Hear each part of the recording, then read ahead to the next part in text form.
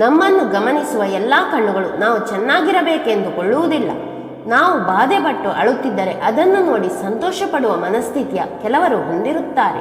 ನಂಬಿಕೆ ಆಗಲಿ, ಗೌರವವಾಗಲಿ, ಪ್ರಾಣವಾಗಲಿ ಒಮ್ಮೆ ಹೋದರೆ ಮತ್ತೆ ವಾಪಸ್ಸು ಬರುವುದಿಲ್ಲ.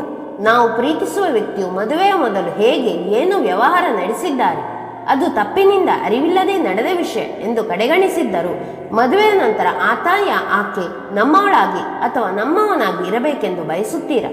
ಎಲ್ಲಿಯಾದರೂ ಅವರು ಬೇರೆಯವರನ್ನು ನೋಡಿದರೆ, ಮಾತನಾಡಿದರೆ, ಇಷ್ಟಪಟ್ಟರೆ, ಬಯಸಿದರೆ ನಮಗೆ ಮನಸ್ಸಿನಲ್ಲಿ ಗೊಂದಲ ಉಂಟಾಗುವುದು, ಅನುಮಾನ ಕಾಡುತ್ತದೆ.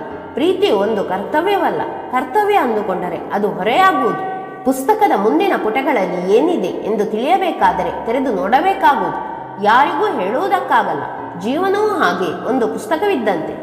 ಯಾವಾಗ ಒಬ್ಬ ಸ್ತ್ರೀಯು ಪರಪುರುಷನ ಮುಂದೆ ಬಟ್ಟೆಯ ಕಳಚಿ ಬೆತ್ತಲಾಗುವಳು, ಆ ಕ್ಷಣ ಆಕೆಯು ತನ್ನ ಗುಣಗಳನ್ನು ಬಿಚ್ಚಿಟ್ಟಂತೆ. ಅವರನ್ನು 4 ಜನರು ಗೌರವದಿಂದ ನೋಡುತ್ತಿದ್ದರೆ ಆ ಗೌರವ ಆ ಕ್ಷಣ ಮಾತ್ರದಲ್ಲಿ ಕಳೆದುಕೊಂಡಂತೆ. ಹೆಚ್ಚಾಗಿ ಕುದಿಸಿದರೆ ನೀರು ಕೂಡ ಆವಿಯಾಗುವುದು.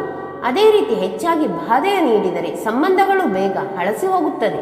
ಹೊಂದಾಣಿಕೆಯ ಮಾಡಿಕೊಂಡು ಸಹಜವಾಗಿ ಮಾನಸಿಕವಾಗಿ ಸಿದ್ಧರಾಗಿರಿ. ಹೊರಗಿನ ಸಂಬಂಧ ಸಮಂಜಸವಲ್ಲ.